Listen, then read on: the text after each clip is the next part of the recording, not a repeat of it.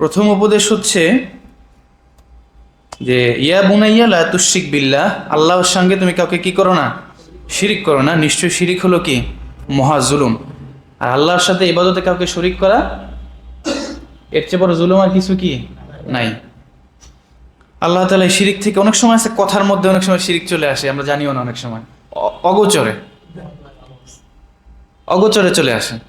এগুলো থেকে আল্লাহ তাআলা হেফাজত করে, কারণ না জানতে অনেক সময় এমন কিছু বলে ফেলি, চিন্তা করি না আসলে কি বললাম আমি।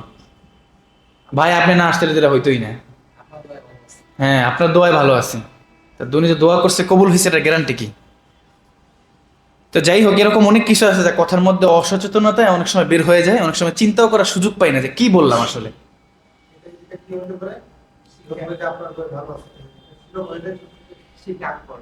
এটা এরকম হতে পারে যে দোয়া করা, যে দোয়া করবেন বা আল্লাহর দয়া, আল্লাহর দয়ায় ভালো আছেন, এরকম কিছু যে আপনার দোয়ায় ভালো আছেন, আপনি দোয়া করছেন, এটা ওই দোয়াতেই ভালো আছে, অন্য কোনো। হ্যাঁ, এটা এটা বলা যাবে না। সচেতন হয়ে কথা বলতে হবে যাতে কোনো রকম আমাদের কি না হয়ে যায়, স্লিপ অফ টাং না হয়ে যায়। আচ্ছা, তো পয়েন্টগুলো অল্প কটাই বলবো, এই অল্প কটা একটু মানে যাতে বারবার মুখস্থ হয়ে যায় সবার। শিরিক না করা, এক নাম্বার শিরিক না করা। শিরিক কি? চরম জুলুম। সবাই বলে এখানে মুখস্থ হয়ে যায়। এক নাম্বার কি? শিরিক করা। শিরিক মানে শিরিক, আল্লাহর সাথে শরিক করা, এটা সবচেয়ে বড় জুলুমের মধ্যে সবচেয়ে বড় জুলুম। তারপরে 14 নম্বর আয়াতের মধ্যে আল্লাহ রাব্বুল আলামিন ইরশাদ করতেছেন যে ওয়াসাইনাল ইনসান বিওয়ালিদাইহি হামালাতহু উম্মুহু ওয়াহনান আলা ওয়াহনিন ওয়া ফিসালুহু ফি আমাইন আনিশকুরু লি ওয়া লিওয়ালিদাইকা ইলাইয়াল মাসির। 2 নম্বর উপদেশ, অবশ্যইনাল ইনসান, আর আমি আমি মানুষকে তার পিতামাতা সম্পর্কে, ইহসানা বিওয়ালিদাই, পিতামাতা সম্পর্কে আমি কি করেছি? নির্দেশ দিয়েছি। কি নির্দেশ দিয়েছি? হামালাতহু উম্মুহু ওয়াহনান আলা ওয়াহনিন। কেননা নির্দেশ দিয়েছি কি, এটা পরে আসতেছে। আল্লাহ রাব্বুল আলামিন বলতেছেন যে কেননা হামালাতহু উম্মুহু ওয়াহনান আলা ওয়াহনিন ওয়া ফিসালুহু ফি আমাইন, কেননা তার মা কষ্টের পর কষ্ট হয়ে তাকে গর্ভে ধারণ করেছেন। হামালাতহু উম্মু, হামল, পেটে ধারণ করেছেন। ওয়াহনান আলা ওয়াহনিন, এবং কষ্টের পর কষ্ট কি করেছেন? সহ্য করেছেন। 9 মাস পেটে ধারণ করেছেন, এই যে একটা যন্ত্রণা, এই যন্ত্রণা তো আমরা বুঝবো না। এই কারণে এই বাবার চেয়ে মায়ের ত্যাগটা কি বেশি। এই কারণে আল্লাহ রাব্বুল আলামিন এখানে শিরিকের পরেই মাতা পিতার স্থান দিছে। আবার সূরা বনী ইসরাঈলের মধ্যে 23 থেকে 23 নম্বর আয়াত থেকে 2টা রুকু, এই 2 রুকুর মধ্যে ইসলামী শাসন ব্যবস্থা কিরূপ হবে এর একটা কাঠামো দিছে 2টা রুকুর মধ্যে। তার মধ্যে প্রথম বলছে আল্লাহ তাআলার কথা, ইবাদতের কথা, 2 নম্বরে পিতামাতার কথা আসছে। আবার সূরা লোকমানের মধ্যে যখন কিনা তার সন্তানকে উদ্দেশ্য করে নসিহত করতেছেন, তখন প্রথম নসিহত কি ছিল? যে শিরিক করা যাবে না আল্লাহর সাথে কাউকে, শিরিক কি মহা জুলুম। 2 নম্বরে সে পিতামাতার হকের ব্যাপারে, উনি তো আরও কোনো উপদেশ আনতে পারতেন। 2 নম্বরে, 2 নম্বরে কার উপদেশ নিয়ে আসছে? পিতামাতার। যে আমি মানুষকে পিতামাতা সম্পর্কে ওয়াজ করেছি বা নির্দেশ দিয়েছি, কেননা তার মা কষ্টের পর কষ্ট সয়ে তাকে গর্ভে ধারণ করেছেন। অফিসালুহু ফি আমাইন, আর 2 বছরে হয় তাকে দুধ ছাড়ানো হয়। 2 বছরে, কয় বছরে? 2 বছরে। তো পরে বলতেছেন যে আনিশকুরু লি ওয়া লিওয়ালিদাইক, সুতরাং তোমরা শুকর আদায় করো তোমাদের কি মাতা পিতার, কারণ তারা এত কষ্ট ত্যাগ করছে, তাদের শুকর আদায় তোমাদের কি করতে হবে? করতে হবে। ইলাইয়াল মাসির, আমারই কাছে তোমাদেরকে কি করতে হবে? ফিরে আসতে হবে। সুতরাং মাতা পিতার কৃতজ্ঞতা আদায় করা কিভাবে? তাদের বাধ্যগত হওয়া, তাদেরকে কোনো প্রকার কষ্ট না দেওয়া। এটা বলা হয়েছে তাদের বহু কষ্ট ক্লেশে তারা গর্ভে ধারণ করেছেন। তারপরে 2 বছর যে দুধ পানের সময়টা, এই সময়টা তো বড় একটা কষ্ট যায়, অনেক লম্বা একটা কষ্ট। এত কিছু সহ্য করে তারা তোমাকে জন্মদান করেছেন, তোমরা কি করো? তার কৃতজ্ঞতা প্রকাশ করো, কৃতজ্ঞতা আদায় করো।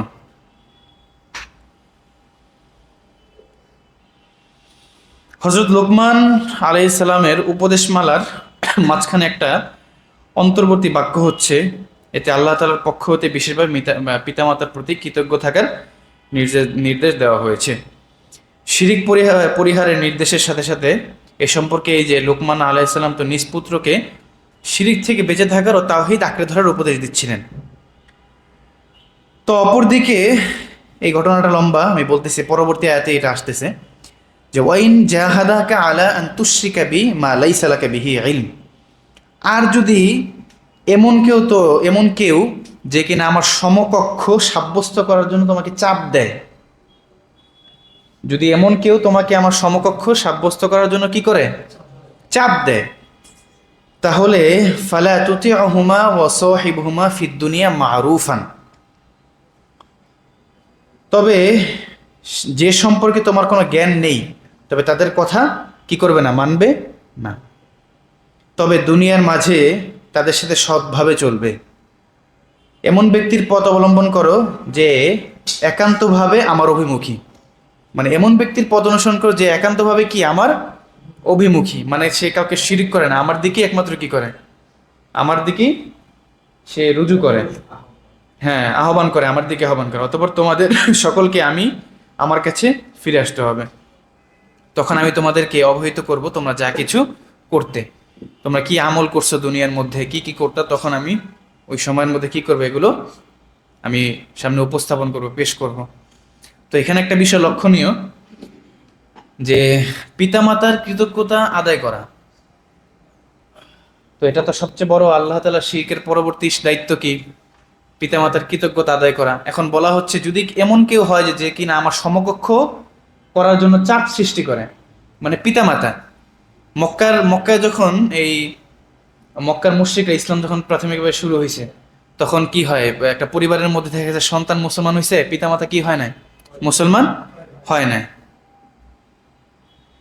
তো তখন পিতামাতার ব্যাপারে কৃতজ্ঞতা আদায় করতে বলছে, তাদের কথা মানতে বলছে, কঠিন আকারে মানতে বলছে, শুধু মানতে বলে নাই, কঠিন আকারে তাদের কি করতে বলছে, আনুগত্য, তাদের কথা, তাদের বাধ্য হওয়ার তৌফিক দান বলছে, যে তাদের বাধ্য হওয়ার ব্যাপারে কঠোরভাবে বলা হয়েছে। কিন্তু বলা হয়েছে যদি তারা শিরিকের ব্যাপারে বলে, যেমন সাদ ইবনে আবি ওয়াক্কাস রাদিয়াল্লাহু তাআলা আনহু, নাম শুনছেন না? জান্নাতের আশারে মুবাশশারের একজন, সাদ ইবনে আবি ওয়াক্কাস, এবং প্রথম আহত ব্যক্তি, সিরাতের কিতাবের মধ্যে আসছে যে প্রথম আহত ব্যক্তি সিরাতের মধ্যে তিনি, মানে সংঘর্ষে। তো তিনি মুসলমান হওয়ার পর তার মা তাকে বলছিলেন যে তুমি মুরতাদ না হও, মানে মুরতাদ কাকে বলে, ধর্মান্তরিত হওয়াকে মুরতাদ বলা হয়। তুমি যদি ইসলাম ত্যাগ করে পূর্বের বাপদাদা ধর্মে ফিরে না আসো, তাহলে আমি রোদের মধ্যে বসে থাকবো এবং আমি খানা পিনা একবার বন্ধ করে দিব, যে পর্যন্ত তুমি ফিরে না আসবে। এভাবে তার মাতা 3 দিন পর্যন্ত ওইখানে এই অবস্থায় ছিলেন, খানা পিনা ছাড়া রোদ্রের মধ্যে। পরে যখন একবারে অজ্ঞান অবস্থা প্রায় হয়ে গেছে, তখন তিনি গিয়ে সাদ ইবনে আবি ওয়াক্কাস গিয়ে নিজ হাতে খানা খাওয়ালেন।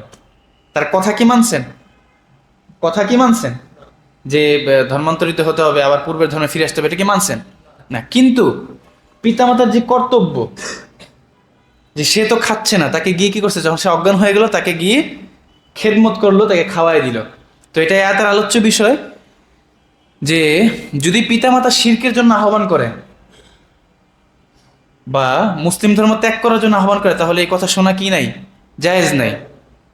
কিন্তু তাদেরকে এমন কোনো কথা বলা যাবে না যার দ্বারা তারা কি পান, কষ্ট পান, এমন কোনো কাজ করা যাবে না যার দ্বারা কি পান, যদিও সে কাফের বা মুশরিক, তবু এমন কোনো কথা কি করা যাবে না, বলা যাবে না যেগুলোর দ্বারা কি হয়, তারা আঘাত পায় বা কষ্ট পায়। তো এইখানের মধ্যে এর ব্যাখ্যার মধ্যে হযরত তাকি উসমানী হাফিজাহুল্লাহ তাআলা লোকমানের উপদেশমালার মাঝখানে এটা তো বললামই, তো এটার ব্যাখ্যা একটা আসছে, অর্থাৎ দিনের ব্যাপারে পিতামাতার কোনো অন্যায় কথা মানা কি হবে না, জায়েজ হবে না, কিন্তু তাদের কথা এমন পন্থায় রদ করা যাবে না যার দ্বারা কি করেন, তারা কষ্ট পান বা কষ্টদায়ক এমন কোনো বাক্য আমাদের দ্বারা যাতে না হয়, এবং এমন কোনো কথাও যাতে না বের হয় যার দ্বারা তারা কি হন, অপমানিত হন বা অপমানিত বোধ করেন। বরং তাদেরকে নম্র ভাষায় বুঝিয়ে দেওয়া উচিত যে আমি আপনাদের কথা মানতে অপারগ। কেবল এতটুকুই নয়, বরং সাধারণভাবে অন্যান্য সকল ক্ষেত্রেই তাদের সঙ্গে সদাচরণ করতে হবে। অন্য সকল ক্ষেত্রে কি করতে হবে? সদাচরণ করতে হবে। কিন্তু শিরকের ব্যাপারে বললে সেটা কি করা যাবে না, বিনয়ের সাথে না করে দিতে হবে, যেটা আমি পারতেছি না। আর পারলে তাদেরকে কি করা, বোঝানো, দাওয়াত দেওয়া। মাতা পিতা যেহেতু ভ্রান্ত পথে আছে, তাই তাদের পথ অবলম্বন করা যাবে না কিছুতেই, বরং পথ অবলম্বন করতে হবে কেবল তাদেরই। তাদের বলতে যারা আল্লাহ তাআলার সঙ্গে সুদৃঢ় সম্পর্ক রক্ষা করে, মানে তাকওয়াবান ব্যক্তি, আল্লাহওয়ালা ব্যক্তি, যারা কিনা একমাত্র আল্লাহ তাআলারই ইবাদত করে, আল্লাহ তাআলার দিকে মানুষকে ডাকে, তাদেরকে কি করা যাবে? অনুসরণ করা যাবে। কিসের জন্য? তা উদ্দেশ্য থাকবে কি? আল্লাহর পরিচয় লাভ করা, তার দ্বারা আল্লাহর দ্বীনের পথে ঢোকা বা দ্বীনের পথে অবিচল থাকা। অর্থাৎ কেবল তারই ইবাদত অনুগত্য করে, আল্লাহ তাআলার ইবাদত এবং অনুগত্য করে এমন ব্যক্তিদের। এর ভেতরে এই ইঙ্গিত রয়েছে যে দ্বীনের অনুসরণও কেবল নিজ বুদ্ধি বিবেচনার ভিত্তিতে করা ঠিক নয়। দ্বীনের অনুসরণ নিজ বুদ্ধি বিবেক দ্বারা কি করা যায় না, শরীয়তের মাপকাঠি লাগে। শরীয়ত যেটা বিচার করবে, শরীয়তের যে মাপকাঠি, ওই অনুযায়ী কি করতে হবে? বিধিবিধান পালন করতে হবে। তো তার তাফসিরটা এখানে পড়ছি। বরং যারা আল্লাহ তাআলার আশেক এবং তার পরিপূর্ণ অনুগত্য করে, পরিষ্কারভাবে জানা আছে, দেখতে হবে তারা দ্বীনের অনুসরণ করে কিভাবে এবং তাদের আমলের ধরন কি। তারা যে কাজ যেভাবে করেন ঠিক সেভাবেই তারা তা সম্পাদন করা চাই। মানে এখানে এই বিষয়টা উল্লেখযোগ্য যে অনেক সময় আমরা ইসলাহি মুরব্বি রাখি, যেটাকে বলা হয় পীর। বায়াত যেটাকে বলে, বায়াত মানে কি? অঙ্গীকার। মানে কারো হাতে অঙ্গীকার করা যে আমি গুনাহ করব না, গুনাহ থেকে বেঁচে থাকার চেষ্টা করব, 5 ওয়াক্ত নামাজ পড়বো, ভালো হয়ে চলবো, এই অঙ্গীকার করা, এটাই পীর মুরিদি। এটাকে কি বলে? একবারে সহজ ভাষায়, বা ওয়াদাবদ্ধ হওয়া কারো হাতে। তো এটা বলছে যে কারো যদি অনুসরণ করতে হয়, তাহলে আগে দেখতে হবে সে আল্লাহর কথা কি বলে কিনা, তাকে দেখলে আল্লাহর কথা স্মরণ হয় কিনা, তারপরে তার কাজগুলা কেমন, তার কাজগুলা তাওহীদের উপর আছে কিনা, শিরকি কাজ আছে কিনা তার মধ্যে, এগুলো দেখতে হবে। শরীয়ত বহির্ভূত কোনো কাজ আছে কিনা এটা দেখতে হবে। এগুলো কি করতে হবে? দেখতে হবে। পরে তার হাতে তাকে আমি ইসলাহি মুরব্বি রাখবো কিনা, বা বায়াতের ক্ষেত্রে, অঙ্গীকারের ক্ষেত্রে সে পারফেক্ট কিনা, তার আরেকটা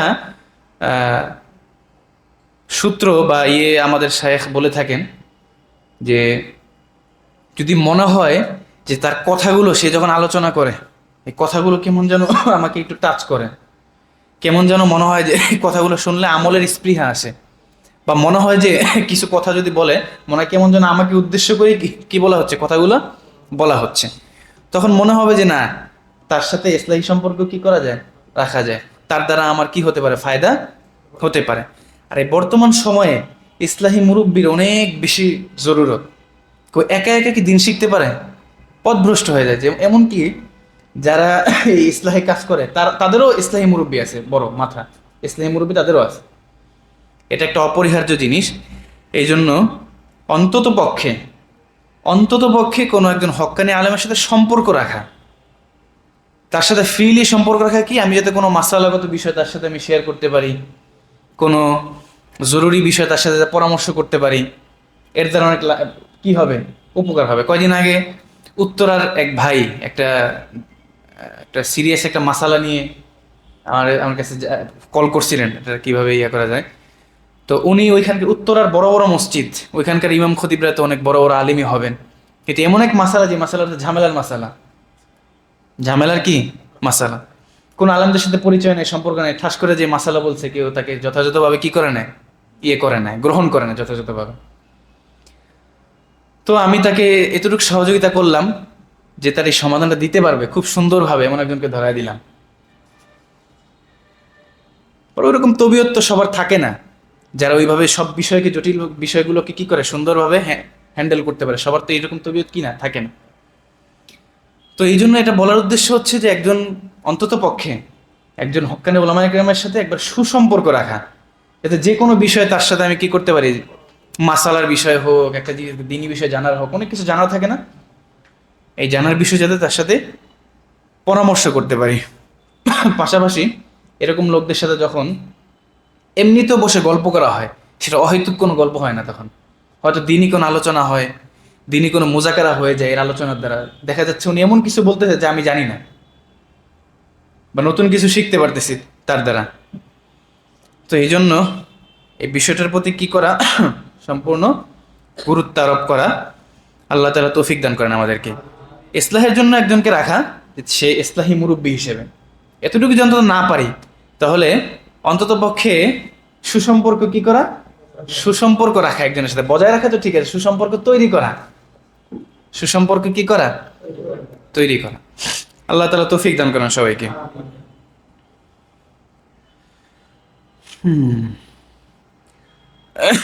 তারপরে বলা হচ্ছে, তারা যে কাজ যেভাবে করেন ঠিক সেভাবেই তা সম্পাদন করা চাই। সমস্ত আমলে তাদেরই পথ অনুসরণ করা চাই। কাদের পথ? যাকে আমি অনুসরণ করলাম ইসলাহি নিয়তে, তাদের পথ যথাযথভাবে কি করা, অনুসরণ করা। এ কারণে বলা হচ্ছে যে, বলা হয়ে থাকে এবং যথার্থই বলা হয়ে থাকে যে ব্যক্তিগত পড়াশোনার ভিত্তিতে কোরআন হাদিসের এমন ব্যাখ্যা করা, তা থেকে এমন কোনো সিদ্ধান্তে উপনীত হওয়া কোনো কিছু সমীচীন না। মানে একা একা কোরআন শরীফ পড়ছে, একা একা কোরআন হাদিস বুঝতে গেছে, এর দ্বারা কোনো মাসালা হোক বা কোনো সিদ্ধান্তে উপনীত হওয়া কিছুতেই কি নয়, সমীচীন নয়। কথাটা কিসের? কথাটা আমি বললে তো গ্রহণযোগ্যতা কম। যে বলছে কে? তাকি উসমানী হাফিজাউল্লাহ তাআলা, পাকিস্তানের বর্তমানে বিশ্বের একজন টপ লেভেলের একজন আলেমদের মধ্যে একজন, তাকি উসমানী হাফিজাউল্লাহ। তার কথা, কেউ যদি ব্যক্তিগতভাবে কোরআন হাদিস বুঝতে চায়, তাহলে সে আশঙ্কা আছে যে পথভ্রষ্ট হয়ে সে ফিরে আসবে। অনেকে এরকম হচ্ছেও। এই কারণে কোরআন হাদিস বোঝার জন্য কি প্রয়োজন? আলেম ওলামা প্রয়োজন, ওলামা কেরাম প্রয়োজন। তাদের সাথে এই বিষয়গুলো নিয়ে মুজাকারা করা দরকার। ইস্তেহাদও করে ফেললেন। এখন তো ইমামদের ইস্তেহাদ গ্রহণযোগ্য মনে হয় না, মনে হয় যে আমরা একটু ইস্তেহাদ করি, নতুন করে মাসালা বের করি। সেই ক্ষেত্রে দরকার হয় যাদের সাথে সুসম্পর্ক রাখবো আমরা, তাদের সাথে ইস্তেহাদও করে ফেলো দরকার হয়, যে মাসালাটা কেন এরকম আসলো, এটা এরকম করে কেন আসলো না, এই ব্যাপারে। তো বলা হচ্ছে যে ব্যক্তিগত পড়াশোনার ভিত্তিতে কোরআন ও হাদিসের এমন কোনো ব্যাখ্যা করা বা তা থেকে এমন কোনো সিদ্ধান্ত উপনীত হওয়া কিছুতেই কি নয়, সমীচীন নয়, যা উম্মতের ওলামায়ে কেরাম এবং বুজুর্গানে দ্বীন থেকে ব্যাখ্যার পরিপন্থী। এমন কোনো ব্যক্তিগত ব্যাখ্যায় সিদ্ধান্ত উপনীত হওয়া যাবে না যা কিনা উম্মতের ওলামায়ে কেরাম এবং বুজুর্গানে দ্বীনের মতের কি, পরিপন্থী, তাদের ব্যাখ্যার কি, পরিপন্থী। তাহলে প্রথম বিষয় গেল কি, ইন্না শিরকা লাযুলমুন আযীম, লা তুশরিক বিল্লাহ, ইন্না শিরকা লাযুলমুন আযীম, আল্লাহর সাথে কাউকে শিরিক না করা। শিরিকটা কি? চরম জুলুম। 2 নাম্বার উপদেশ কি গেল? পিতামাতার প্রতি সৎ ব্যবহার করা, পিতামাতা বাধ্যগত সন্তান হওয়া। কিন্তু পিতামাতা যদি এমন কিছুর আদেশ করে যেগুলা কিনা অনৈতিক, অর্থাৎ আল্লাহ তাআলার সমকক্ষ কাউকে মানার জন্য পীড়াপিড়ি করে, লাত, মানাত, উজ্জা, মূর্তি, এগুলোর কি করে, মানার জন্য পীড়াপিড়ি করে, তাহলে আল্লাহ বলেন এই সম্পর্কে তোমাদের কোনো জ্ঞান নাই, তোমরা সেগুলো কি করবে না, গ্রহণ করবে না, বিনয়ের সাথে সেগুলোকে পরিহার করবে এবং বলে দিব অপারগতা, এগুলা কি অপারগতা। এখন তিনি শিরকের দাওয়াত দিলেন যে তুমি পূর্বের যেই বাপদাদার ধর্ম এটাতে ফিরে আসো। আপনি এমন একটা আচরণ করলেন ইসলামে দীক্ষিত হয়ে, যে ইসলামটাই বড়, ওনাকে এমনভাবে আপনি পিতামাতাকে এমন কোনো কথা বললেন যার দ্বারা সে অপমান বোধ হয় বা তিনি কষ্ট পেলেন, উফ শব্দ বের হলো, এরকম কিছু করা যাবে না। যদিও তারা মুশরিক, এমনভাবে না করতে হবে বিনয়ের সাথে, যাতে কি না পান, কষ্ট না পান, যাতে কোনো অপমান বোধ না করেন, বিনয়ের সাথে সেগুলোকে কি করা, না করা। যেমনিভাবে সাদ ইবনে আবি ওয়াক্কাসের একটা ছোট কথা উল্লেখ করলাম। তারপরে 16 নম্বর আয়াতের মধ্যে একটা চমৎকার জিনিস, একটা আমলও আছে, এটা বলে দিব ইনশাল্লাহ। 16 নম্বর আয়াতের মধ্যে পরবর্তীতে বলতেছেন ইয়া বুনাইয়া, লোকমান আলাইহিস সালাম আরো বলেন ইয়া বুনাইয়া, হে আমার প্রিয় পুত্র, ইন্নাহা ইন তাকু মিসকালা হাববাতিন মিন খরদালিন ফাতাকুন ফি সখরাতিন আও ফিস সামাওয়াতি আও ফিল আরদি ইয়াতি বিহাল্লাহ ইন্নাল্লাহা লাতীফুল খবীর। লোকমান আলাইহিস সালাম বলেন, হে আমার প্রিয় পুত্র,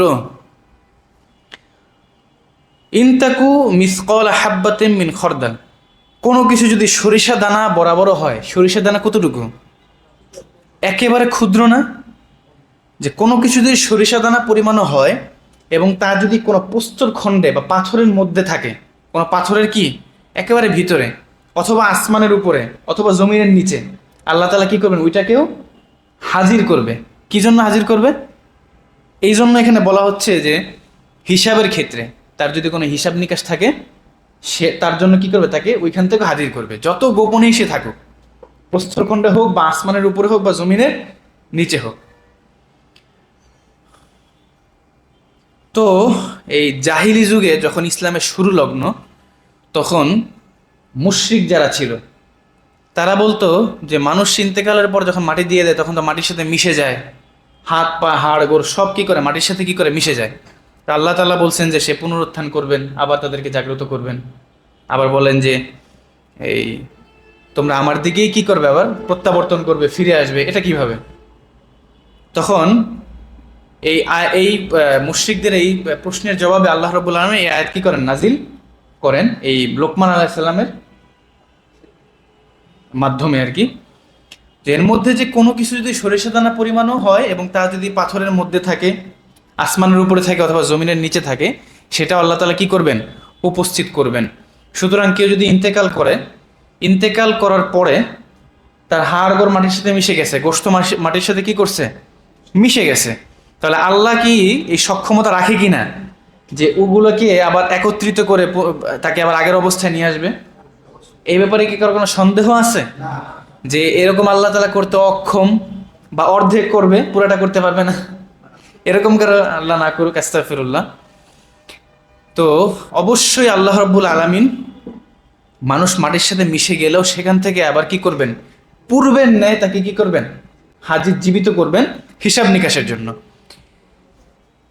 তো এই আয়াতের মধ্যে বলতেছেন ইন্নাহা ইনতাকু মিসকালা হাববাতিন মিন খরদালিন ফাতাকুন ফি সখরাতিন আও ফিস সামাওয়াতি আও ফিল আরদি ইয়াতি বিহাল্লাহ ইন্নাল্লাহা লাতীফুন খবীর। যে হে আমার প্রিয় পুত্র, কোনো কিছু যদি সরিষা দানা বরাবরও হয় আর তা থাকে কোনো পাথরের ভেতরে কিংবা আকাশমণ্ডলীতে কিংবা ভূমির ভিতরে, তবু আল্লাহ তাআলা কি করবেন? সেগুলোকে উপস্থিত করবেন। ইন্নাল্লাহা লাতীফুন খবীর, নিশ্চয়ই আল্লাহ তাআলা অতি সূক্ষ্মদর্শী। নিশ্চয়ই আল্লাহ তাআলা সব কিছুর কি করেন? খবর রাখেন। নিশ্চয়ই আল্লাহ তাআলা বেনিয়াজ, তিনি সকল কিছুর কি রাখেন?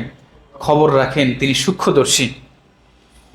তো এর দ্বারা আল্লাহ তাআলা সর্বব্যাপী জ্ঞানের কথা বোঝানো হয়েছে। যারা আখেরাতকে অস্বীকার করত তারা বলতো মৃত্যুর পর তো মানুষের অঙ্গ প্রত্যঙ্গ পচে গলে বিক্ষিপ্ত হয়ে যায়, সেই বিক্ষিপ্ত অঙ্গ প্রত্যঙ্গ কিভাবে একত্র করা সম্ভব হবে? এ ব্যাপারে মুশরিকরা প্রশ্ন করত। লুকমান আলাইহিস সালাম তার পুত্রকে লক্ষ্য করে বলেন, ক্ষুদ্রাতি ক্ষুদ্র কোনো বস্তু যদি, কোনো কণাও যদি আসমান জমিনে কিংবা কোনো পাথরে লুকানো থাকে, সে সম্পর্কে আল্লাহ তাআলা কি করেন? খবর রাখেন। খবর একটা হচ্ছে যে সেখানে থাকে, তাকে উপস্থিত করে তার হিসাব নেবে, এই একটা এক বিষয়। একটা হচ্ছে সে ভিতরে ওইখানে কি করতেছে, এই খবরও আল্লাহ তাআলা কি করেন? রাখেন। যে সে একটা একটা সরিষা দানা যদি পাথরের ভিতরে সে কি করতেছে, জমিনের ভিতরে সে কি করতেছে, আসমানের উপরে যে থাকে সে কি করতেছে, এই ব্যাপারে আল্লাহ তাআলা কি করেন? খবর রাখেন, তার কাছে খবর থাকে। তো গেল কয় নাম্বার উপদেশ? 3 নম্বর উপদেশ, যে হে প্রিয় পুত্র, যদি কোনো সরিষা দানা পরিমাণও পাথরের প্রস্তর খণ্ডে থাকে অথবা সেটা আকাশমণ্ডলীর উপরে থাকে, জমিনের ভূমির নিচে থাকে, সেটা আল্লাহ তাআলা কি করবেন? উপস্থিত করবেন এবং তার খবরাখবর কি রাখেন? আল্লাহ রাখেন। এখন কেউ গোপনে, কেউ নাই, দুনিয়ার কেউ নাই, সে শুধু একা কোনো গুনাহ যদি করে তাহলে সেটার খবরাখবর কি রাখেন? আল্লাহ তাআলা আল্লাহ রাখেন। পরবর্তীতে আপডেট আসে এরকম না, তখন মানে লাইভ সব কিছু লাইভ না, লাইভের মতোই তো বিষয় না, পরবর্তীতে রেকর্ড হয়ে পরে আসবে এরকম তো না। আল্লাহ তাআলা সবসময় কি বান্দাকে পর্যবেক্ষণ করেন, বান্দার সব খবরাখবর আল্লাহ তাআলা কি করেন? সবসময় রাখেন। এই কারণে গুনাহের কোনো চিন্তা যদি শয়তান মাথার মধ্যে ঢুকায় দেয়, তখন দৃঢ়ভাবে এই কথা চিন্তা করা যে সূরা লুকমানের 16তম আয়াত ওই দিন শুনলাম যে আল্লাহ তাআলা খুব সূক্ষ্মাতি সূক্ষ্ম বিষয়কেও কি রাখেন? খবর রাখেন। তাহলে এখন তো দুনিয়ার কেউ নাই, আমি আছি, আর কেউ নাই দুনিয়ার। এখন যদি আমি একটা অন্যায় কাজ করি, কেউ আমাকে বাধা দেওয়ার নাই। একটা জুলুম যদি করি, কেউ কি নাই? বাধা দেওয়ার নেই। একটা গুনাহ যদি করি কেউ বাধা দেওয়ার নাই, কিন্তু উপরে কে দেখতেছে? উপরে কে দেখে? আল্লাহ দেখতেছে। আর এই ব্যাপারে আল্লাহ তাআলা বলেন যে ইয়াতি বিহাল্লাহ, আমি কি করব, তাকে ওইগুলাকে কি করব, ফিরে তাকে নিয়ে আসবো। নিয়ে আসবো মানে কি, তাকে ওই পুনরুত্থানের সময় তার হিসাব নিকাশ কি আমি করব। তো আল্লাহ রব্বুল আলামিন আমাদেরকে প্রকাশ্য গোপন সমস্ত গুনাহ থেকে আল্লাহ তাআলা আমাদেরকে পরিপূর্ণ বাঁচার তৌফিক দান করেন। গেল কত নাম্বার? 3 নাম্বার উপদেশ গেল সন্তানকে উদ্দেশ্য করে। বিরক্ত লাগতেছে? আদনান ভাই আসছে কিনা? কিছুক্ষণের মধ্যে চলে আসবে, অথবা এসেও পড়ছে হয়তো। আসছে। তারপর 17 নম্বর আয়াতের মধ্যে আল্লাহ রাব্বুল আলামিন সূরা লোকমানের মধ্যে বলেন, ইয়া বুনাইয়া, হে আমার প্রিয় পুত্র, আকিমিস সলাত। খুব সোজা না আরবিটা? আকিমিস সলাত অর্থ সালাতকে কায়েম করো। সালাত কায়েম তথা সমস্ত নিয়ম রক্ষা করে ওয়াক্ত মতো নামাজ, জামাতের সাথে নামাজ আদায় করার ক্ষেত্রে যত্নবান হওয়া, এটা হচ্ছে কায়েম হওয়ার অর্থ। কায়েম করা একটা হচ্ছে নামাজ পড়া, এটার এক অর্থ। আর নামাজ কায়েম করা এটার কি অর্থ? আরেক অর্থ। নামাজ কায়েম করার অর্থ কি? সমস্ত নিয়ম রক্ষা করে ওয়াক্ত মতো জামাতের সাথে 5 ওয়াক্ত নামাজ আদায় করার মানে কি? আকিমুস সলাহ। আর আকিমুদ্দিন, যথাযথভাবে দিন দিন কায়েম করা। আর আকিমুস সলাত, যথাযথভাবে নামাজ কায়েম করা, যথা সময় যথা ওয়াক্তে। তো আল্লাহ তাআলা কোরআনের মধ্যে মনে হয় যতবার বলছে আকিমুস সলাই বলছে, আকিমুস সলা বলছে। তো এখানে আছে কয়েকটা উপদেশ, 3টা এক আয়াতের মধ্যে। ইয়া বুনাইয়া, হে আমার প্রিয় পুত্র, আকিমিস সলা, তুমি নামাজকে কি করো? কায়েম করো। ওয়া'মুর বিল মা'রুফ, এবং সৎ কাজের আদেশ করো। ওয়ানহা আনিল মুনকার, অসৎ কাজের নিষেধ করো। মানুষের আখলাক বা চরিত্রের প্রথম গুণাবলী বা প্রথম কাজ হচ্ছে কি? সলাত আদায় করা। সলাত আদায় করা। এরপরে তার কাজ হচ্ছে সৎ কাজে আদেশ করবে, দাওয়াত দেওয়া। সৎ কাজ যে কোনো কিছু হইতে পারে, আমলে সালেহ, যে কোনো ভালো কাজের দিকে আহ্বান করা হইতে পারে। ব্যাপক অর্থে আসছে এখানে, এটা কি ব্যাপক অর্থ? যে কোনো ভালো কাজের দিকে আহ্বান করা কি অমর বিল মারুফের অন্তর্ভুক্ত। ওয়ানহা আনিল মুনকার, এবং অসৎ কাজ থেকে কি করা? নিষেধ করা। ওয়াসবির আলা মা আসাবাক, এবং যখন বিপদ আপদ আসে তখন কি করা? সবর করা। বিপদ আপদ আসলে কি করা? সবর করা। ইন্না যালিকা মিন আজমিল উমুর, নিশ্চয় এটা অত্যন্ত হিম্মতের কাজ। কেন হিম্মতের কাজের কথা বললো এখানে? এই জন্য বলছে যে আকিমুস সলাত ওয়া'মুর বিল মারুফ, সলাতকে যথাযথভাবে আদায় করা, সৎ কাজের আদেশ করা, অসৎ কাজের নিষেধ করা, এগুলো করতে গেলে বাধার সম্মুখীন হইতে হয় অনেক সময়। ব্যক্তি পর্যায়ে হোক বা সবাইকে দাওয়াতি পর্যায়ে আমভাবে হোক। যদি ব্যক্তি পর্যায়ে কেউ ধরেন সে আগে নামাজ পড়তো না, এখন নামাজ পড়া শুরু করছে, তাহলে দোস্তরা অনেক সময় কি করে? টিটকারি দেয়। অনেক সময় আছে সে আগে প্যান্ট শার্ট পরতো, দিনই জেনারেল লেবাসে চলাফেরা করতো, এখন সে দিনের বুঝ পাওয়ার পর পাগড়ি পরে, একটু জুব্বা পরে, একটু পাঞ্জাবি পরে, ইসলামী লেবাস ধরছে, একটু দাড়ি রাখছে। দাড়ি রাখছে শুধু, লেবাস বাদ দিলাম। কি করে? স্কুল কলেজে, হ্যাঁ, এটা কি জঙ্গির প্রতীক বলে? নাউজুবিল্লাহ। দাড়ি রাখা, একটু লিবাস ধারণ করা। তো বলা হয়েছে এগুলো অনেক সময় বাধার সৃষ্টি করে না? অনেক সময় এই পোশাক, এই দাওয়াতি কাজে বাধা সৃষ্টি হয় অনেক সময়। এই আয়াতের মধ্যে আল্লাহ কিভাবে জানলেন যে এমন একটা সময় আসবে? তখনও তো ছিল, 1450 বছর আগে ছিল না এটা? বাধা ছিল না? যথেষ্ট বাধা ছিল।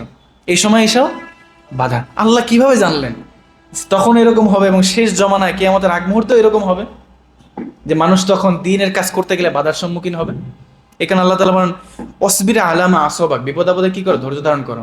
তোমার উপর যখন বালা মুসিবত আসবে, দাওয়াতের ক্ষেত্রে যখন দেখবা যে তোমার বাধার সম্মুখীন হচ্ছে তুমি,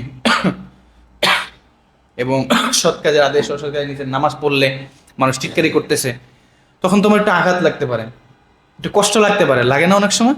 লাগতে পারে যে আমার টিটকারি করতেছে। তো আল্লাহ বলেন অসবির আলামা আসবার, এই সমস্ত ইয়ের ভিতরে তোমরা কি করো? সবর করো। হ্যাঁ, ইন্না যালিকা মিন আজমিল উমুর, নিশ্চয় এটা অন্তত হিম্মতের কাজ। এটা সবাই পারে না।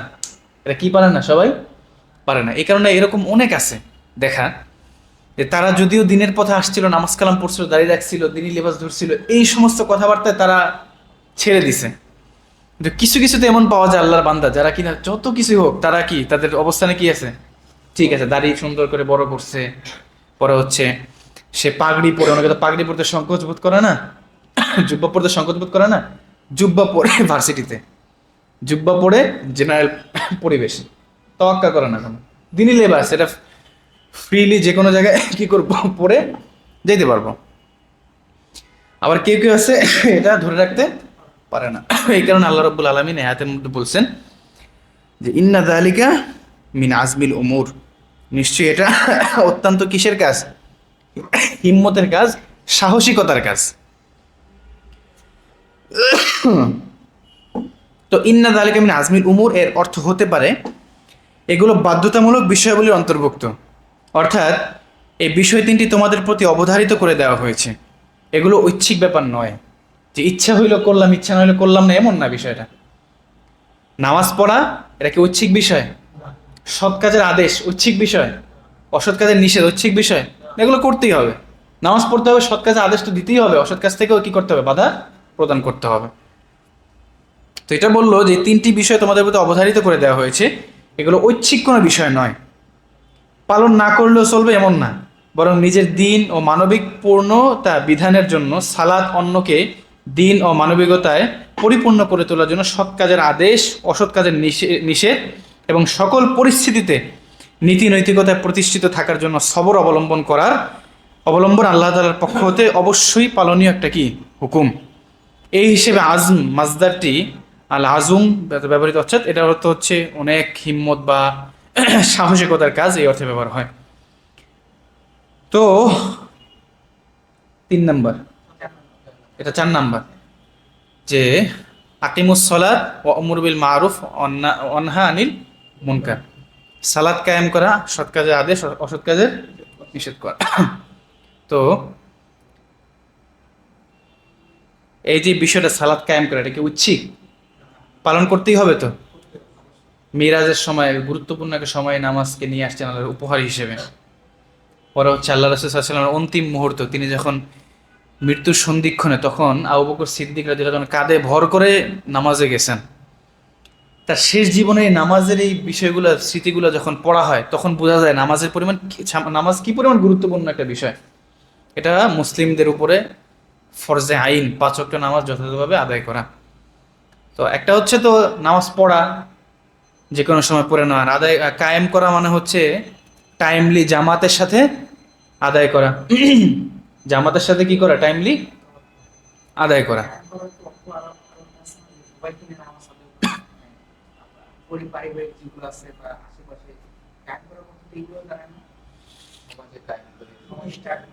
সমাজে কায়েম করা বলতে এগুলো যে সমাজের দাওয়াত, ওই যে এখানে তো আসছে ওমর বিল মারুফ ওয়া নাহি আনিল মুনকার, সৎ কাজে আদেশের মধ্যে আকিমুস সালাহ, সালাতের দাওয়াত দিল কাউরে, এটাও তো এই এটার মধ্যে পড়ে না? সেটা তো কায়েম করার অর্থই হয়, এটার মধ্যেই তো এই অর্থ, যে সৎ কাজে আদেশ দিতে বলছে না, কেউ যদি নামাজের জন্য কেউ আহ্বান করে, এটাও কি সৎ কাজের আদেশের মধ্যে পড়ে। কেউ যদি পারিবারিক জীবনে জামাতের সাথে কি করে, অনেক সময় আছে বিবি বাচ্চা নিয়ে একসাথে নামাজ পড়ে, এটাও তো অনেক ইবাদতের কাজ, এটাও করা যায়। কিন্তু পুরুষদের জন্য এটা তো সবসময় সম্ভব হয় না। আর মহিলাদের জন্য ঘরে নামাজ পড়াই কি সর্বাধিক উত্তম, এটাই কি মাসালা হানাফিদের বা অন্যান্য ফোকাহাগণ বলেন যে মহিলাদের ঘরে নামাজ পড়াই কি সর্বাধিক উত্তম। তো মহিলারা তো তাদের মাসালা তো রেডি, তারা বাসায় পড়বে একা একা, মাঝে মাঝে জামাত করা যাইতে পারে। তো পুরুষরা কি সবসময় এটা পারে? পুরুষদের জন্য 5 ওয়াক্ত নামাজ মসজিদে গিয়ে জামাতের সাথে আদায় করা উত্তম, এবং এটা জরুরি। এই যে এটা তো বলে, এটা তো এই ব্যাখ্যায় বলছে যে এটা তো ঐচ্ছিক কোনো বিষয় না, এটা করতে হবে। হ্যাঁ, ইসলামটা তো কঠিন না। যদি কোনো কাজে অনেক সময় তরক হয়ে গেল, অসুস্থতা ছিল, বা কোনো কারণে টাইম এদিক সেদিক হইলো, সেই ক্ষেত্রে পরবর্তীতে পড়ে নেওয়া যায়, কাজা করা যায়, ওইটা তো আলাদা বিষয়।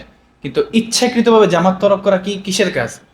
গুনাহের কাজ। ইচ্ছাকৃতভাবে জামাত তরক করা গুনাহের কাজ। একাকী নামাজ পড়া, আল্লাহ রাসূলের হাদিসের মধ্যে আসছে যে কোনো পুরুষ যদি ইচ্ছাকৃতভাবে ঘরে নামাজ পড়ে, তা আল্লাহ রাসূল বলছেন আমার মন চাই ঘরের মধ্যে কি করি, আগুন জ্বালায় দেয়।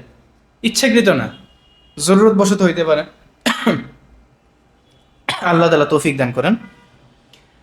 তারপরে 18 নম্বর আয়াতের মধ্যে আল্লাহ রাব্বুল আলামিন বলতেছেন ওয়ালা তুসাইর খাদ্দাকা লিন্নাস, এবং মানুষের সামনে তুমি গাল ফুলিয়ে বা অহংকার করে তুমি চলো না। ওয়ালা তুসাইর খাদ্দাকা লিন্নাস, মানুষের সামনে অহংকার ভরে, দাম্ভিকতার ভরে গাল ফুলিয়ে তুমি কি করো না, চলো না। একটা গেল এই আয়াতের মধ্যে। আরেকটা হচ্ছে একই আয়াতের মধ্যে ওয়ালা তামশি ফিল আরদি মারহা, এবং তোমরা ভূমিতে খুব গর্বের সাথে ভূমির মধ্যে দর্প ভরে তোমরা চলাফেরা করো না। ইন্নাল্লাহা লা ইউহিব্বু কুল্লা মুখতালিন ফাখুর, নিশ্চয়ই আল্লাহ রাব্বুল আলামিন এই দার্পিত বা এই অহংকারী ব্যক্তিদেরকে কি করেন না, পছন্দ করেন না। তো এখানে গেল দুইটা বিষয়, ওয়ালা তুসাইর খাদ্দাকা লিন্নাস, তোমরা মানুষের সামনে অহংকার ভরে দাম্ভিকতা ভরে কি করো না, চইল না।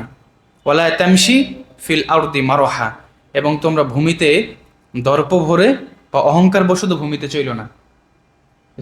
তুমি উপরের পর্যায়ে আসো, অধীনস্থদের উপরে ইয়ে করা, অনেক সময় গরম দেখানো অন্যায়ভাবে আর কি। পরে হচ্ছে জমিনের মধ্যে চলার ক্ষেত্রে অনেক সময় আছে যে যার যেরকম স্ট্যাটাস সে তার চলার গতিও অত বেশি। তো আল্লাহ তাআলা এগুলো থেকে হেফাজত করেন। যে বলা হচ্ছে যে আমরা খুব বিনয়ের সাথে চলবো। আল্লাহ রাসূলের সিফাত ছিল কি, চলনে মধ্যম পন্থা, কথার মধ্যে কোনো কৃত্রিমতা ছিল না, বরং কথা ছিল মাধুর্যপূর্ণ। কণ্ঠ ছিল কি, একেবারে নিম্ন কণ্ঠও না, উচ্চ কণ্ঠও না, বরং এরকম কথা তিনি বলতেন যে যে কথা দ্বিতীয়বার তাকে জিজ্ঞেস করতে হতো না। আর কথার মধ্যে কি ছিল, বিনয় ছিল, হাঁটার মধ্যে বিনয় ছিল, চলার মধ্যে বিনয় ছিল, নামাজের মধ্যে বিনয় ছিল, সব কিছুর মধ্যে কি ছিল, বিনয় ছিল। তো এগুলোকে আমাদের চাল চলনে আনার তৌফিক দান করেন আল্লাহ। তো এই আয়াতের মধ্যে দুইটা বিষয় গেল, ওইটা ওয়ালা তুসাইর খাদ্দাকা লিন্নাস কত নাম্বার, 6 নাম্বার। ওয়ালা তুসাইর খাদ্দাকা লিন্নাস 6 নাম্বার উপদেশ হচ্ছে মানুষের সামনে তোমরা গাল ফুলিয়ে বা অহংকার ভরে কি করো না, চলো না।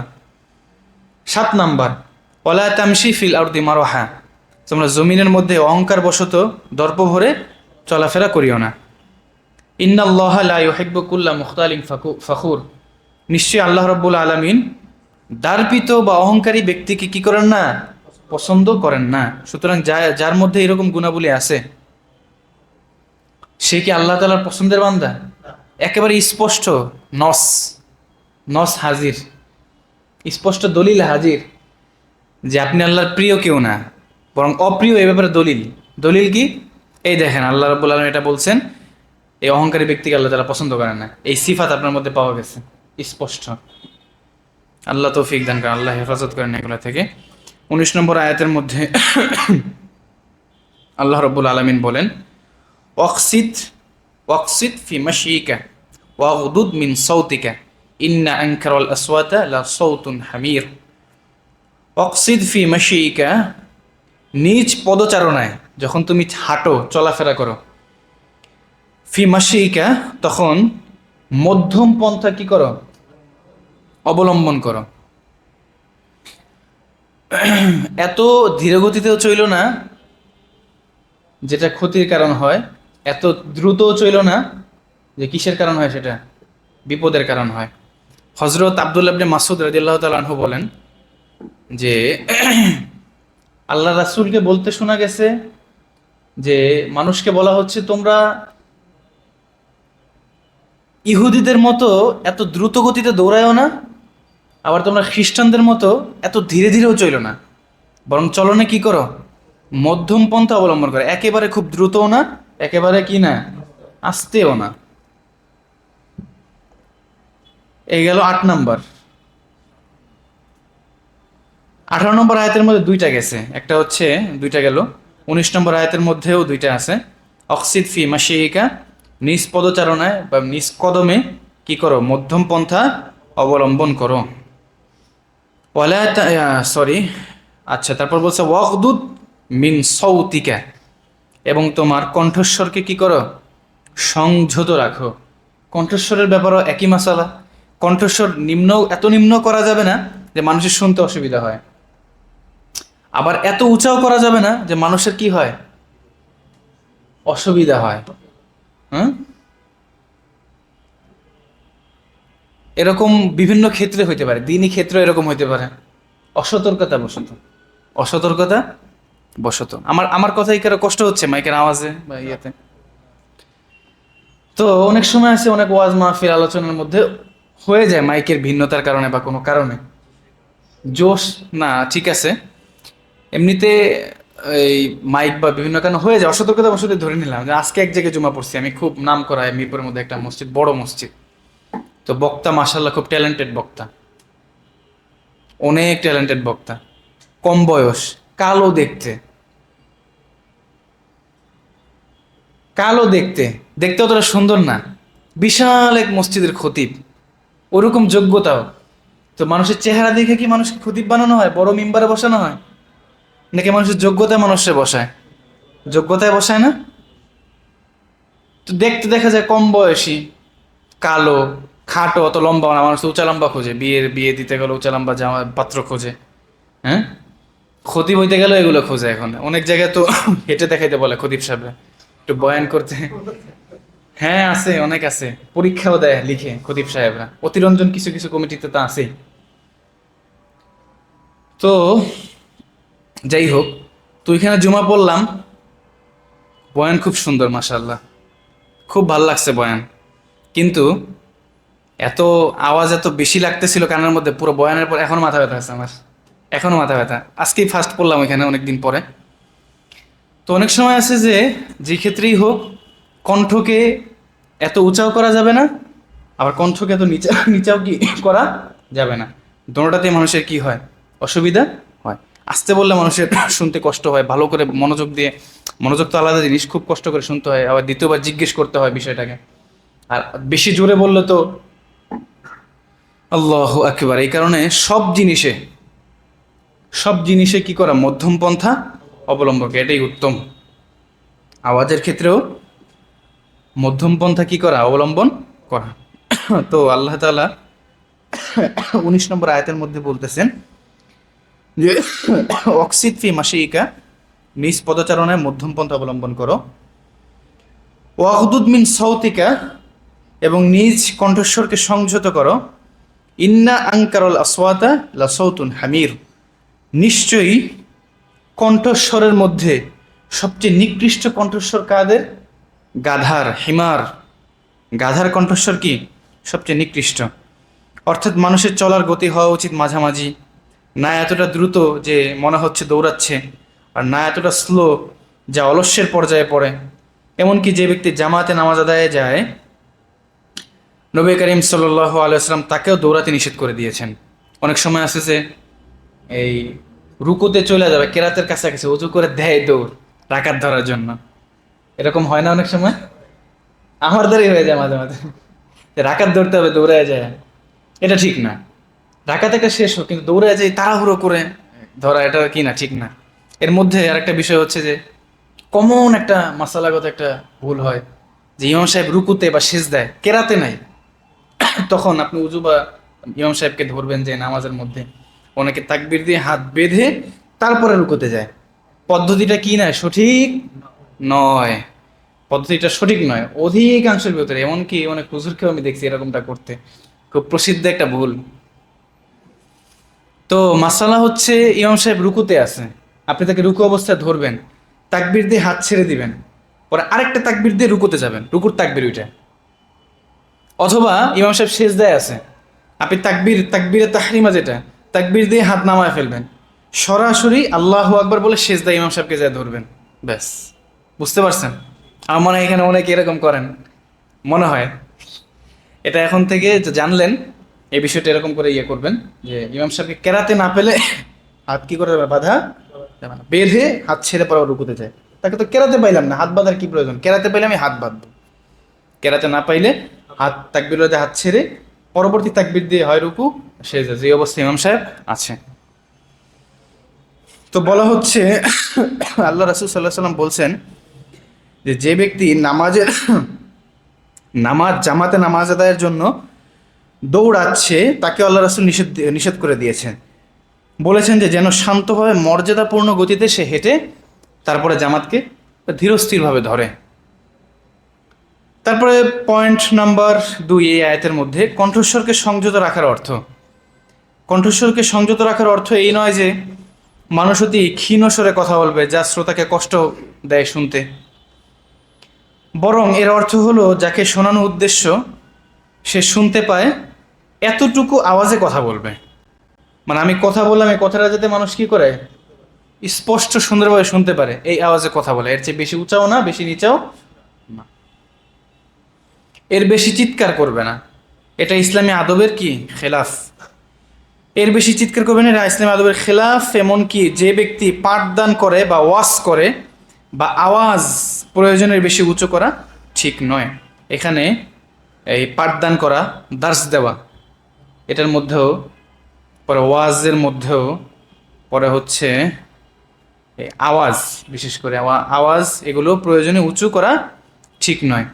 ওয়াজ বলতে শুধু ওয়াজ, এই তালিমও হতে পারে, একটা জমায়েত আর কি, যেখানে মাইকে কথা বলা হচ্ছে বা অনেকের উদ্দেশ্যে কোনো কেউ একজন কি করতেছে কথা বলতেছে, ওই ক্ষেত্রেও এটা কি প্রযোজ্য হবে।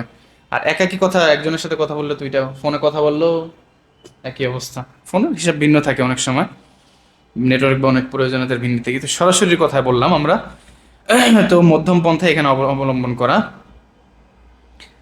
শ্রোতাদেরকে শোনানোর বা বোঝানোর জন্য যতটুকু প্রয়োজন ততটুকুই উঁচু করবে। তার বেশি বড় করাকে বুজুর্গ ও এই আয়াতের আলোকে অপছন্দ করে। বুজুর্গরা অপছন্দ করছেন এই আয়াতের আলোকে, এটা আরো স্পষ্ট যে অপছন্দনীয় কাজ। যারা অপ্রয়োজনে মাইক ব্যবহার করে, মানুষকে কষ্ট দেয় এবং আদেশের প্রতি তাদের প্রতি বিশেষভাবে মনোযোগ দেওয়া উচিত। যারা কিনা অতিরিক্ত মাইক লাগায় মানুষকে কি করে, কষ্ট দেয়। তো এটা দেখা যায়, দেখেন এদিক থাকেন, যে অনেক সময় এই যে ওয়াজ মাহফিল হয় না আমাদের এখানে, ওয়াজ মাহফিল একটা জিনিস অনেক বেশি কষ্ট লাগে যখন দেখি যে মার্কেট দিয়ে যাইতেছি, মার্কেটের এখানে মাইক লাগানো, রিস্কার জ্যাম হয় যেখানে হর্নের শব্দ, ওইখানেও মাইক লাগানো। একে তো এই যে একটা শব্দ দূষণ, তার মধ্যে ওই আর এক শব্দ দূষণ, যত এখানে কোরআন তালাওয়াত যাই করে শব্দ দূষণই। এটাই আয়াতের খেলাফ, এই আয়াতের কি খেলাফ। আলোচনা হবে, এই জন্য আমাদের আদনান উস্তাজ এই বিষয়গুলোকে অনেক বেশি অপছন্দ করে। বাইরে মাইক, এরকম পরিবেশ, এখানে কি বাইরে মাইক লাগানো হয়েছে আজকে আলোচনা করবে এই কারণে? এত বড় ব্যক্তি আসতেছে, বাইরে মাইক লাগিয়েছে, লাগান। শুধু আমরা যারা আছি তারা শুনতে পাচ্ছি, এরকম না। দোতলা মানুষও, তিনতলা মানুষও কি করতে পারে না, শুনতে পারে না। এটা হচ্ছে সঠিক, একবারে সঠিক পদ্ধতি। আপনাদের উদ্দেশ্য করে কথা বলতেছি, আপনারাই শুনবেন। বাইরের মানুষ যে ব্যস্ত, তার শুনতে মন চাইলে সেখানে আসবে। তো ওয়াজ মাহফিল এটা অনেক বেশি হয়, ঢাকা শহরেও হয়, গ্রাম দেশে। আর গ্রাম দেশে হিসাব তো ভিন্ন। গ্রাম দেশে যদি এমন হয় যে এতটুকু প্যান্ডেল, এখানে 2টা মাইক দিছে, পুরো গ্রামে শোনা যায়, খালি জায়গা না, পুরো গ্রামে শোনা যায়। আর ঢাকা শহরে মাশাআল্লাহ প্রতিযোগিতা লাগে, কয়েক কিলোমিটার পর্যন্ত কি দেয়, মাইক দেয়। ওয়াজ হচ্ছে লালমাটিয়া টেম্পো স্ট্যান্ড 11 নম্বর বাজার পর্যন্ত মাইক। আমার যে ভাই কি লজ্জা লাগে ওই সময় যখন মাইক চলে, আমি তো টুই পাঞ্জাবি পরা থাকি, তো কি যে লজ্জা লাগে। মানুষ এই যে এইভাবে এই যে পরে অনেক সময় বিভিন্ন, অনেক সময় তো ওয়াজের ময়দান তো এখন স্বকীয়তা আগের মতো নাই, অনেক সময় সার্কাসে পরিণত হয় না। এগুলো যখন হয় তখন মানুষ তো এমনি ইসলামকে নিয়ে কত কটূক্তি, কত কিছু করে, সুযোগ খুঁজে শুধু কিভাবে ইসলামকে ছোট করা যায়। এগুলো দেখলে আরো আফসোস লাগে, তারা সুযোগ করে দিতেছে, তাই না? কালেকশনের ধরন,